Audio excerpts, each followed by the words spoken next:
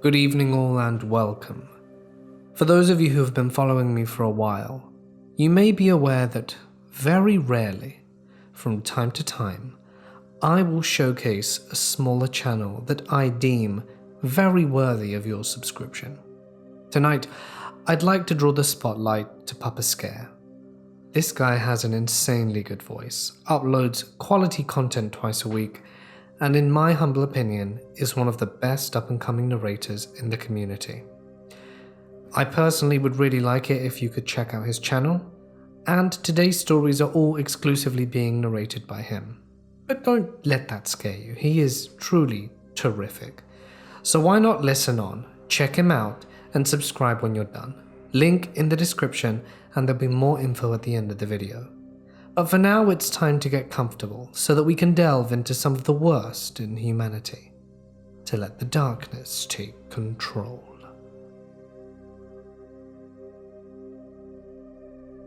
When I was 17, I moved to college 2 hours away from home and took residence in the dorms on campus. The dorms were not run through the school, but through a management company. There were a lot of safety problems in the dorms as a result of this. Assaults, ODs, drugs, shootings right outside, etc. I'm a 100-pound female, so I always watch out for serious situations around me. Everything was great. I had some awful roommates, but I was mostly left alone. One day in September, I was leaving for class early in the morning when I spotted a condom taped to my name tag on the door. It had a note that said, "Call me, XOXO," with some random phone number. I told the RAs, and nothing came of it. I just thought it was some random prank, pulled by one of the guys on the floor. Things went south with my roommates, mostly because of my night terrors scaring them, even though I warned them before we even agreed to be roommates. So I was moved into a 2-bedroom dorm with my new roommate, Jay. We each had our own room. After a week of living there, I started noticing that things were appearing in the living room while we were sleeping. I asked Jay about it, and she vehemently denied it was her. One day we noticed that the lock on the front door did not lock properly. If you pulled on the lock and twisted the handle at the same time, the door would come open. Around the same time, I started getting Snapchats of inappropriate things, vague threats and offers for great sex. I would get one that would say things like, "You look great today with that specific article of clothing I was wearing." I filed a report to the dorms to get the lock fixed, but it took 4 months, 8 complaints, threat of legal action, and my friend D yelling at them to get any action. We got our door fixed, but the presence still appeared outside of the door with notes for me. I was still receiving Snapchats, but I moved out of the dorms into an apartment with my then boyfriend. The Snapchats continued. Then I started getting calls at my work. I worked for the dean's office of my college, and I was in charge of answering phones. Every day I would get 3 or more calls from randomly generated numbers that I discovered was through apps like Viber and Skype after I reported it to the police and they investigated. I would answer the phone. "CLAS, Dean's office, this is Fantapants, how may I help you?" I would hear heavy breathing for a few seconds, then they would hang up. I thought it was just some 12-year-old pranking our office until my coworker got a call. She answered with her name, and the person on the line asked if they could speak with me. Thinking it was one of the deans that I had been working with, she forwarded it to my phone. I answered, and I received the same heavy breathing and hung up. I reported it to my boss. She did nothing. One of the deans overheard the conversation and reported it to Title IX.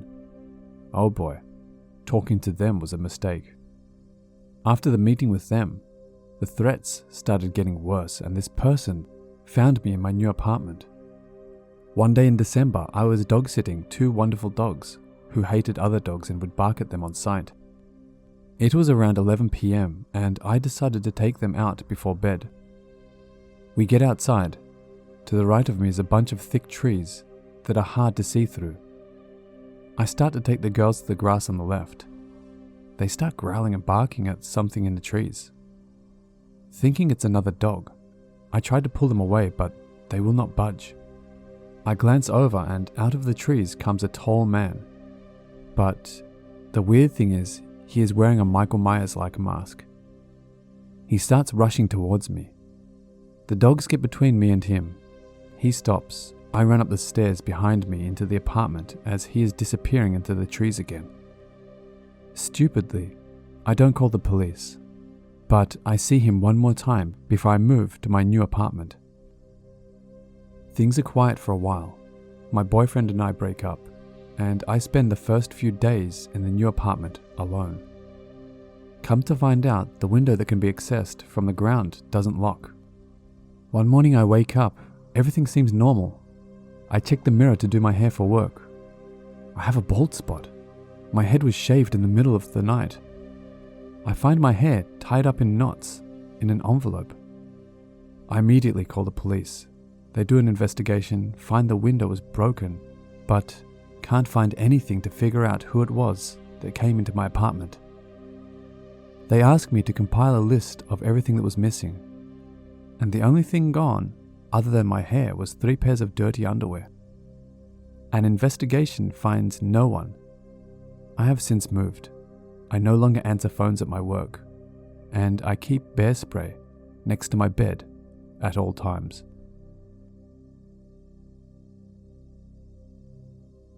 This whole thing started around a year ago. I live in a ranch-style home in the middle of Missouri on 1.8 acres of nothing but woods. We bought the house almost 2 years ago. The house was vacant for over 8 months before we purchased it, and the realtors had problems with squatters about 3 months into the house being for sale, but said nothing had happened since. My elderly grandmother lives with me, as I am her caregiver. It's just the 2 of us and our dogs. We moved into the house in early October of 2016. The first incident occurred in March of 2017. We started seeing a bunch of plastic bags and trash around the back of our house, further out than either of us go. Didn't think much of it, but did make a mental note that raccoons or something could be getting into our trash. I put some bungee cords on the cans to hold the lids down and wrote it off at that. One night, I was coming home much later than normal, around 1:30 a.m. All of the land is fenced in, but there is one back gate. Near the back gate, I see a bunch of trees rustling. There is a lot of wildlife in our area, so I assumed that's what it was. But I got that horrible feeling in the pit of my stomach and decided to go check it out. The ground was dry enough that I was able to drive through the yard in my car with the doors locked. I shone my headlights on the trees and a man came running out of them. If that wasn't terrifying enough, he ran straight for the gate as if he knew exactly where it was, opened it and left. I was absolutely terrified, so I called my dad, who lives in the area. He explained to me how large the population of homeless people is in our area, and that he'd be over the next day to put a lock on the gate. About 2 weeks after the first incident, I was letting my dogs outside. One had already gone inside and the other was playing hard to get as usual. I began calling out her name. It wasn't even dark outside. After about 3 calls, another voice, distinctly male, started calling out her name. She began barking aggressively and running for the house. I was freaked out, but again, let my family talk me out of making a call to the authorities. About a month passes.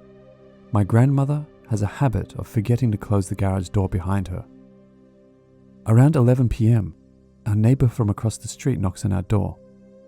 He says he was outside smoking and he saw 2 men standing in our garage talking. He said as soon as he started walking over, they ran off. What scares me the most about this event is they stole nothing. And there was plenty to steal. We have a brand new refrigerator, leaf blower, power tools, and my grandma leaves the keys in the car. They were just talking. This time I called the police, and they told me in the nicest way possible they couldn't do anything. If there was another incident, to call them and to not scare the men away. The final incident of 2017 happened probably 3 months after the prior one. We have a sun porch attached to the outside of the house. The door connects to the kitchen and the outside door to the deck. Basically, we left for several hours to go grocery shopping. We came home and all our deck furniture was stacked on top of each other, and the screen ripped off the sun porch door. I called the non-emergency hotline for my area, and once again they said with no idea who these people are, nothing could be done. About 2 weeks ago now, we had our white vinyl fence power washed. Because the fence is quite old, a post came off the fence and the company that power washed the fence didn't know how to fix it. And we didn't blame them, so they had no reason to. We left the post in the front yard, but up against the fence. We came home a couple of days later and the post was nailed back, with a smiley face sticky note attached to it. This very easily could have been a kind neighbor, but I was immediately spooked. Cut to Saturday of last week. My grandmother is able to drive again, but doesn't have her own car. I'm busy working around the house, so she decides to take herself to the doctor. My grandmother leaves the house through our door connected to the garage, and I lock it behind her. It never dawns on me to check to make sure she has closed it.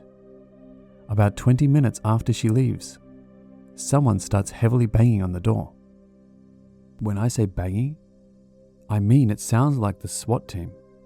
Someone was putting all of their force into banging on that door. My dogs are going nuts, and I don't know what to think. I start to think maybe my grandma left something and is trying to get my attention. But the little voice in the back of my head stops me and tells me, there is no way that little old lady is banging on the door like that.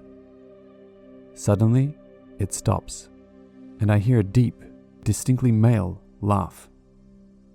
I grab the baseball bat out of my bedroom and lock myself in the bathroom with my dogs.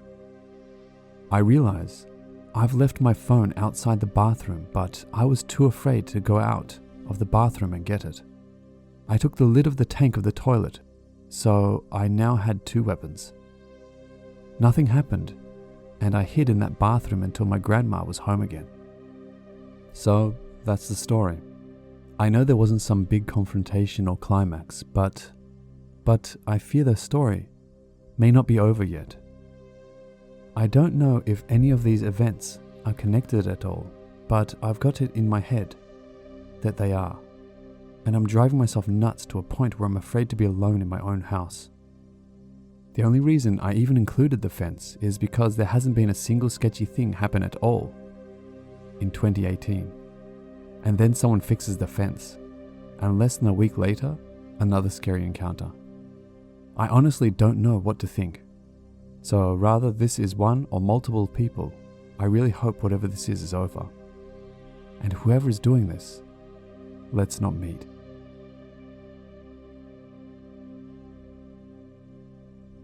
I've pushed this from my mind in the past couple of months, because any activity has seemingly stopped. Yet somehow I knew this silence was too good to be true, and eventually, we will hear from him again sooner or later. It all started a few months ago. A guy messaged me on Facebook, and unlike the usual creepy messages I get, this one sounded intelligent and funny. We started chatting from time to time, talking about anything and everything. He said he was divorced with 1 child, and I empathized every time he would complain about his ex-wife. Even though it also kind of bothered me that he would tell all those personal details to a virtual stranger. After all, no matter what happened between them, she was still the mother of his child. Have some respect. We continued chatting and I'm getting more relaxed. We are at the stage where we often discuss our daily lives, and inevitably, I talk about my best friend. with whom I am extremely close. We are like sisters. At that particular time, she had been very busy with changes happening at her work and some issues with a guy she met, but said things are complicated and she'll explain in detail when there is more time to meet. Now keep in mind that under normal circumstances, I would have known every little detail about that. But as it happened then, there wasn't sufficient time to properly see each other and talk. So I only knew the basics, no names, no pictures, etc. So I am talking to my guy. For the sake of privacy, we will call him Jake. And I start taking notice that every time we do, he would casually direct the conversation towards my best friend, Jenna. I have mentioned to him that we have known each other since we were babies, practically grew up together, so he would always ask me to tell him funny stories from our childhood and teen years, then proceed inquiring about what she is like now, what kind of guys she likes, etc. I would jokingly ask if he got tired of me and wanted her number, but he would deflect it with awkward humor, so I didn't really think anything past that. Some time had passed, and things were a bit calmer at Jen's work, so we finally got to meet for drinks. Inevitably, we start discussing Jake. I tell her about him and she is smiling and nodding, until I take out my phone and show her his pictures, and she goes pale in the face. She grabs my phone and says, "This is him. This is the guy I told you about." At first, I assume she is joking, as she is prone to messing with me, but she looks dead serious, so I start asking questions. Turns out, she met him on a dating app. They talked first, and she was under the same impression, that he was smart, charming, and cultured, so when he eventually asked her out, she gladly accepted. They went out, had drinks, talked, and everything was fine, until by the end of the evening he got a little too grabby and insistent for more than a goodnight kiss. He insisted to drive her home, even though she had her own car there, and suggested that he could pick her up in the morning to get her car. Since she didn't want him to know where she lived, and she was annoyed at his advances, she refused and managed to escape him somehow. She told me that she was afraid he would follow her home, so instead she went to a bar where a friend of hers worked after that. The next day he called her and apologized for his behavior at the end of the evening. He blamed the drinks and the stress at his work, and then told her that he had to admit something to her, because he really liked her and wanted to be honest with her. She agreed and they met again, where he admitted that he was actually in the process of getting a divorce but hadn't actually filed for it, and that he was still living with his wife and small child because she didn't have a job and he couldn't just leave her alone tending for their child before she was financially stable. Jenna, being the blunt gal that she is, called bullshit his story and accused him of being yet another married man out to cheat and using false excuses for sympathy. The guy worked as a sales rep, so he was really smooth and convincing. So I don't know how, but he managed to appease her doubts, at least to a point of not cutting him off right there and then. Some time passes and he chats to her online, calls her and they talk. But she tells him that the only way she would ever consider getting intimate with him would be if she sees proof that he is actually divorced and lives separately from his family. One day he calls her and tells her that he will put his wife on the phone to prove to her that even though they live together, they sleep in separate rooms and are technically separated. A woman's voice really confirms that, but it leaves Jenna more puzzled than reassured.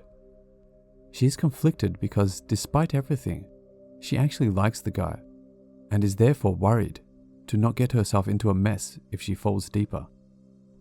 She is still hesitant to accept his invitations to meet, so one day he accidentally walks past this place she works at exactly the time she finishes work. What are the chances, right? And she agrees to go grab a drink. As long as they talk and act platonic, he promises. And apparently that is also when she tells him about her life more, childhood, etc., and where I am brought up into the conversation. He listens attentively, and afterwards when she and I compared timelines, it turns out exactly a few days after that, my guy starts to message me on Facebook. We are both livid and incredulous, so we decide to confront him separately and then compare notes. When I get back home, I text him asking why he lied to me that he was divorced, when he clearly is still living with his family, and more importantly, why he started talking to me when he was already seeing my best friend. He was unprepared for that, but he bounced back quickly and gave me some bullshit explanation how he was curious about me when he heard so much from Jenna and wanted to see what I looked like. So he went through her Facebook friends list and found me. Mind you, she hasn't added him on Facebook, so he basically stalked her profile to gather that information. Just like she didn't exactly tell him where she worked, yet he knew to accidentally walk past there. When Jenna confronted him, he told her that he was just curious and wanted to hear about her from the person that knows her best friend. She told him that it was wrong and creepy on so many levels, but he insisted he had no bad intentions and that he just liked her so much, that his curiosity got the better of him, etc. When we compare notes after that, Jenna and I decide to just stop talking to him whatsoever, because the guy is a liar and extremely weird. We tell him that we don't want to talk to him or see him again, and even though he is shocked and tries to convince us otherwise, he eventually accepts that and says that if we change our mind, he will be happy to talk. We think that it's over. At first, he seems to take it well, but then he would accidentally send a picture or a message which was intended for someone else but mistakenly sent to me or Jenna, just so he could initiate a conversation. He would attempt to ask her or me out again, get refused, and then retreat again until the next accidental message or call. Then the random bumping into each other ensued. Wherever we would go, on my way to work, at the market, at the cafe, at Jenna's gym, he would be there. Of course, it was all random coincidence. We started to get annoyed more than anything at this point, but still thought he was a lying bastard, but still harmless. So there was not much we could do, except wait it out, thinking he would eventually move on. Wrong. One day Jenna comes to my place freaked out, and she tells me that she was on a date with a new guy she met, and she saw Jake passing by the restaurant she was in. And then later he called her in hysterics, screaming at her, "Look what you did. I can't get you out of my mind. Because of you, I got so angry that I hit my child and chased my wife out of the house in the cold." She got fed up with him, so she told him to never bother her again and go seek a therapist because he clearly has issues, then blocked him. That creeped us both out, because not only wasn't he moving on, he seemed to have been escalating and getting aggressive. I told her that if he calls her again, we should threaten him with calling the police and reporting that he was allegedly abusive towards his family. We are in the middle of discussing that when I get a call from an unknown number. Normally I don't pick up on those, but I was also waiting for a package delivery and thought it might be from the courier company. It was him. He was crying. He was sobbing on the phone, pleading with me to convince Jenna to unblock him, that it wasn't fair and I had to help him. He sounded crazy, to be honest. I was shocked to hear him in this state. It was such a contrast to his normally smooth demeanor, so I calmly told him that he should act like a grown man and calm down, and that it is not my place to convince her about anything after she made up her mind, especially after his crazy behavior and threats about hitting his child and chasing his wife out. He then told me that he didn't really do that, but he wanted to make Jenna feel guilty and scare her into talking to him. So he said that. He started apologizing profusely about it and said he was at his wit's end and didn't know what to do. I told him that this has gone on far enough and that he is a 35-year-old man, so he should act like it, and that if he ever proceeds contacting or stalking us, we will go to the police. I hung up and blocked him as well. The police threat seemed to work finally. We haven't heard from him in about 2 months, but yesterday, Jenna and I were at a birthday party at a club, and guess who was the birthday girl's +1? Update. Since my last post, I've mentioned in the comments that I told the birthday girl about Jake, showed her some chat logs, and frankly, she didn't need much convincing. Apparently, she had already sensed some red flags in regards of weird vibes from him and his intense behavior. She blocked him on the spot, didn't even explain to him why. It would be pointless anyway, since he never cares what either of us has said to him. He only cares about himself and his apparent fixation. The last couple of days were calm and uneventful. Neither of us has accidentally met him anywhere. But, of course, it was never a matter of if, but rather when he will try something again. And also, to whom he will reach out first. It was to Jenna. This morning she called me and told me that he has made a new account on a dating app that they first met on, and messaged her there. The infuriating part is, his message is not in any way acknowledging that he has been blocked everywhere else, and that she clearly stated that she doesn't want to hear from him again. She blocked him again, and that apparently deleted the message as well. I would have loved to include a screenshot. I warned her, if he texts her again, anywhere, to make screenshots. Here's what the message contained. I'm not sure if you know this song, but I just discovered it, and it made me think of you. The song is Adagio by Lara Fabian. He included a link to it, but I will just post parts of the lyrics for you to get the full effect of the message. I don't know where to find you. I don't know how to reach you. I hear your voice in the wind. I feel you under my skin. Within my heart and my soul, I wait for you. All of these nights without you, all of my dreams surround you. I see and I touch your face. I fall into your embrace. When the time is right, I know you'll be in my arms. I close my eyes and I find a way. No need for me to pray. I've walked so far, I've fought so hard, nothing more to explain. Another important thing to note is that I have spoken to a friend who is in local law enforcement and told him about the situation. And he basically advised us not to engage in any way with him, not even to respond or tell him to leave us alone, to block him and keep the evidence.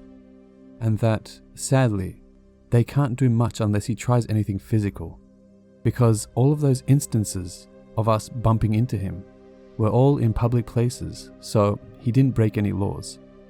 Yeah, what can I say?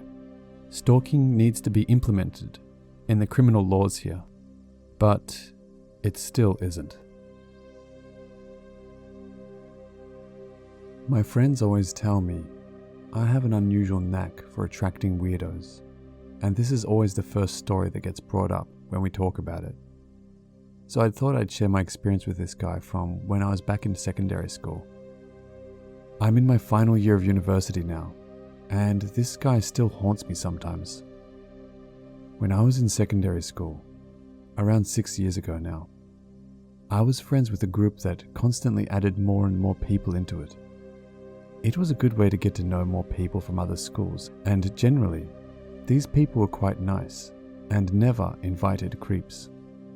One day, a new guy started to turn up and hang out with our group. For the sake of the story, I'll call him John. John was 2 years older than me, and when I first met him, I thought he was a little weird, but everyone in our group got on with him. He was good friends with someone who went to my school, so I didn't think on it too much, and just tried to get to know him. He told me whereabout he lived, what he was studying at college, and a little bit about his family. And interested, I probed him a little further.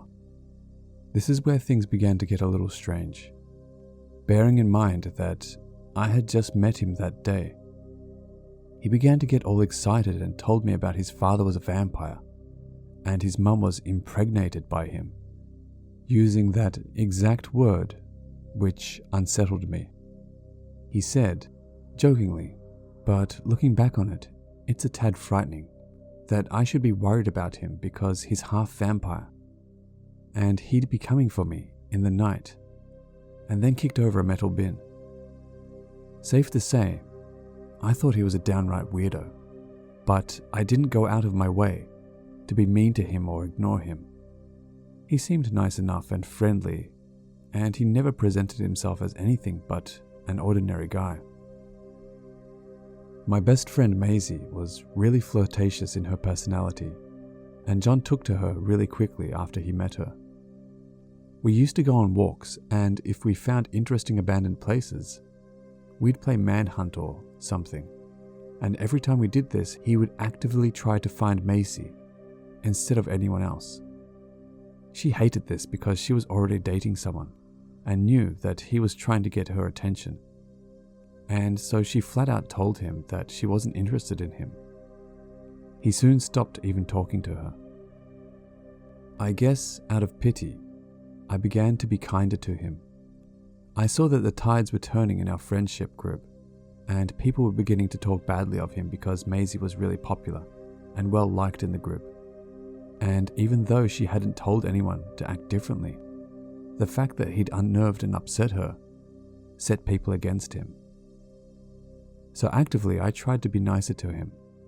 I knew what it felt like to be outcasted, and I wanted him not to feel left out. This was something I would come to regret. We began talking most nights, and we would video chat every other night because he said he was feeling lonely, or he just wanted to see my cute little face. I never thought too much of his comments because I just thought they were compliments. At the time, I never really thought too much on the things guys said about me or to me, as I was busy studying for my GCSEs, and those were constantly on my mind. He would offer to help me study, even though he knew nothing on the things I was studying. I thought it was sweet, but I always studied better alone, so I always said no. He would insist, but I'd again say no. Soon things escalated, and he started turning up outside my school to try and see me. When I would get upset, he'd pass it off as he was actually there to see someone else. But he'd always open with he was there for me. Some of my school friends began getting involved. They'd say that they were concerned and that he seemed like a creeper, and that he was too old to be hanging around our school gates. Even our head teacher came out once and lambasted him for loitering around the school's property. It was so humiliating. However, things really came to a head around April. It was my 16th birthday. He was 18, soon to be 19 by the way. And I was at home getting ready to go out and meet my friends to go to the cinema. My dad was at work and my mum was out doing the shopping, and it was just me in the house when there was a knock on the door. It couldn't have been my parents because they both had keys and my brothers were all still at school, so I presumed it was going to be my friends and their parents come to pick me up and take me to the cinema. So imagine my surprise when I opened the door and John was stood there with a present tucked under his arm. He greeted me happily and pushed the gift into my hands and said it was my birthday gift. I was really confused as I hadn't told him it was my birthday, and what's more, I'd never given him my address. While I assumed at the time one of my friends had given him my address, it later came out that no one had actually given him my address. He didn't say much else and then walked off, hands in pockets, and I shut and locked the door. The messaging and calling continued. It worsened when he began texting me. Once again, I had never given him my phone number, and no one admitted to giving it to him. One of my school friends joked that he was stalking me, and maybe she should have bought me a knife for my birthday. We laughed it off, but looking back on it, I don't think it was genuine laughter. After a few more incidents here and there, I stopped talking to him. He messaged me constantly, but I never replied. And one day, he just stopped messaging me altogether. I was relieved and I was able to continue with my life and studies, and I vaguely fell back into my normal routine, with no worry he'd just turn up. I had a friend, Katie, who had only joined the group about a month before. She was 13 and went to a local school. She was really lovely and she was one of my closest friends, even though I'd only known her for a month. One day, she confided with me that John had now begun harassing her that he messaged her constantly. He surprised her with unannounced visits to her house in the early morning. She had never given him her address, and she confided in me that he had tried to assault her in his house after giving her alcohol. I was horrified and felt my blood run cold. But like me, she grew up in a very strict household. Her mum was a strict Orthodox Christian, and she feared her mum wouldn't believe her, so we kept it to ourselves. She had a boyfriend, and she couldn't even tell him, fearing that he would try and hurt John or do something that would get himself in trouble. So I never told anyone. All in all, it was a tough situation. John hated that she was with someone else, and though he'd turned his affections away from me, I still felt involved and tried hard to keep Katie away from him. One night in about October, our group decided to go camping. At this point, there was a consensus to not invite John to things we did, and he had slowly dissolved from our friend group. We were camping a few towns out from ours, in a field next to a Boy Scouts club, so we felt safe enough. It was a really cold night, and we didn't have enough blankets, so me, Katie, and another 2 people shared a tent and huddled together to keep warm when we went to bed. At about 4 a.m, I woke up to go to the toilet. I could hear rustling outside and presumed it to be a fox or the wind, and headed out to brave the gross weather. I sat down in the bushes to pee when I heard the unmistakable break of a branch and looked over to where I heard the noise from. It was John. He saw me and I saw him, and I literally couldn't believe he was there. He looked like a serial killer, half shrouded in the bushes and his eyes gleaming in the moonlight. After about 5 seconds of staring, he just walked in the other direction, into the tree line. I stumbled back into the tent in shock and didn't breathe until the tent was fully zipped up again. I cried quietly for an hour before I fell asleep again. The next morning, I asked if anyone had invited him, or if he even knew where he was. It was a closed group chat, and none of us told anyone where we were going, meaning he had to have followed us from the train station to this area. Who knows how long he was there? People thought I was dreaming, but I wasn't. It was him as clear as day, and I will never ever forget the bored and plain look on his face as he turned and walked away. Like I didn't even see him. After this incident, he never messaged any of us again. I never saw him again. He was like a ghost who existed in my life for 9 to 10 months. We spoke about him and the fact that he was so weird, but we never ever invited him to hang again. Some of my friends at the time didn't even believe that any of this happened, though me and Katie don't talk about it much, as it's still something that she doesn't even like mentioning to this day. Even just his name being mentioned upsets her. I don't even know what happened to him, but I call him my casual stalker, because his stalking of me wasn't nearly as severe as Katie's. She told me he'd just walk and follow behind her sometimes after the camping incident. But I never saw him again. So, to my casual stalker, let's not meet again.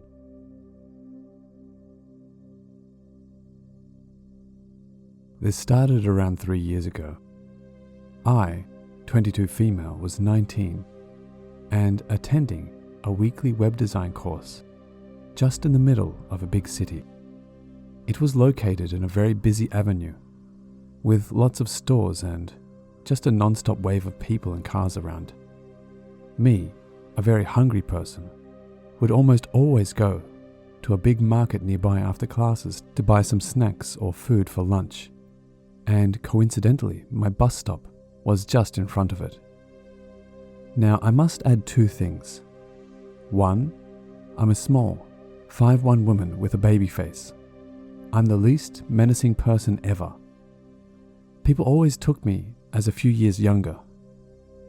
And 2, I'm fairly distracted and often get lost in thoughts while I'm walking and barely stare at people. So what made me notice him was the feeling of absolute dread when he passed by. I remember looking over my shoulder immediately and finding a man around his 50s with greasy red hair and a murderous look in his eyes staring back at me. Like I said earlier, we were in a very busy avenue, so it made no sense to just stop and stare at a stranger like that. Even if I threw a look over my shoulder, I never stopped walking, or else someone would bump into me. And being very honest, I didn't give much attention to it because, being a girl in a third world country, we sure receive some unsettling stares sometimes. I brushed it off, but didn't really forget, and I told my grandma when I got home since she always asked me about my day. She joked that he probably thought that my hair was ugly. I used to dye it bright pink, and it would fall behind my back in thick waves, and we laughed it off. And then, it happened again the next following weeks. I would get out of classes, go grocery shopping, and to my bus stop and pass by him. Every time, the feeling of dread would get stronger. My grandma started to notice that I would get home with no color in my cheeks and looking nervous. I had no other explanation other than that he had a similar schedule, and that's why we would cross paths. But even if we did, it was pure luck to pass by the same person in a crowded downtown. What if I had gotten out of class 5-10 minutes earlier? What if I had stopped at some store on my way? It was weird, but not straight up scary. That is, until I stopped seeing him in the streets, only to see him inside the market. No carts, never holding any products, just pretending to look around in the same aisle as me. Now this market is more expensive than others around here, so it's way less frequented, and it's common some aisles to be empty, which is one of the reasons that I always go shopping there. But when it was only me and that man alone in the back of the market, I felt my stomach getting ice cold.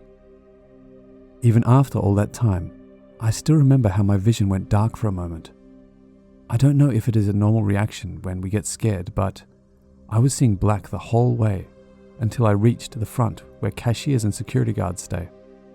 Thankfully, my grandma raised me since a young age to be very careful around people. It doesn't matter who or where I am. If I ever feel uncomfortable and or in a dangerous situation, I must go to where there's more people, seek help or scream the loudest possible. I considered telling the security guard about him, but he wasn't in fact doing anything to me. To anyone else looking at the situation, it was just a random guy grocery shopping. And part of me still thought that I could be overreacting, and even though he stared at me in such an angry, threatening way, I didn't want to put someone in trouble in case I was mistaken. So I just paid for my food and got safely home. It wasn't a one-off thing. I would see him pretty much every time that I would go to that store. The same day and the same hour. He was never carrying anything like everyone else there, just pretending to look around, and when I would walk in the direction of the guards, he simply vanished. It's important that you guys know that it would happen every Saturday between 10 and 11 a.m. The same thing happened for several months over and over until I finally finished my course and didn't go back around that area for a while. I couldn't say that I forgot him because every once in a while, when I would go out, my friends joked like, "Hey, have you seen your personal creeper?" But I pushed his memory to the back of my mind as a just very weird person that I wouldn't see again. I wish it was the end of it. Last November, I had a big exam coming, and studying at the Starbucks was a nice change of air. One day, I ended up studying until very late, and my grandma called me saying to meet her at that market so we could grab some dinner and come home together, since it's pretty dangerous to walk alone. Well, we were talking and minding our own business, and we got separated for a bit when she went to find something in the other aisle. I was distracted, messing around on my phone, and when she came back, had a strange expression on her face, staring over my shoulder. She described a man and asked very quietly if it matched the appearance of that guy I told her about. It was him. When I confirmed, She said that she knew right away that it was him because he was lurking behind me, with a very dangerous look in his eyes. She said she had seen some nasty looks in people's faces, but that man wasn't staring at me in a way that nasty older men look at younger girls. He had a predator stare with intention to hurt me. She said when he saw her, he turned around and walked away. And at this point, I was shaking so much that I could barely hold my phone.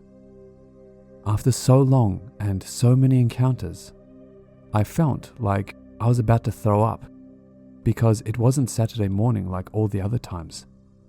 It was 8 to 9 p.m. on a Monday, and the store was almost closing. It was very silent and dark outside. I was tired and distracted. I still can't explain it. I don't know this man. I have no idea how he simply knew when I would be there, even in very different times. After that night, I never saw him again. I think he probably thought I would be alone, since I would always go grocery shopping alone before, and seeing me with someone else could have scared him off. I don't know. Sometimes all of it seems out of a nightmare. I understand it isn't creepy like some stories here, but how I would feel when he was around. It was a pure evil feeling. It would make my body go weak. It's been almost a year, but sometimes I still think 3 things. 1. What if I didn't notice him? 2. What if he's out there and I just can't see him? And 3. What could have happened if my grandma wasn't with me that night?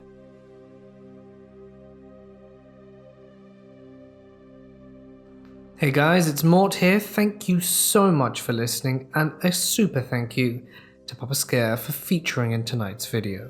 It was a pleasure hosting you, and come back whenever you want. Now, for all of those of you listening, I would very much appreciate it if you could check out his channel.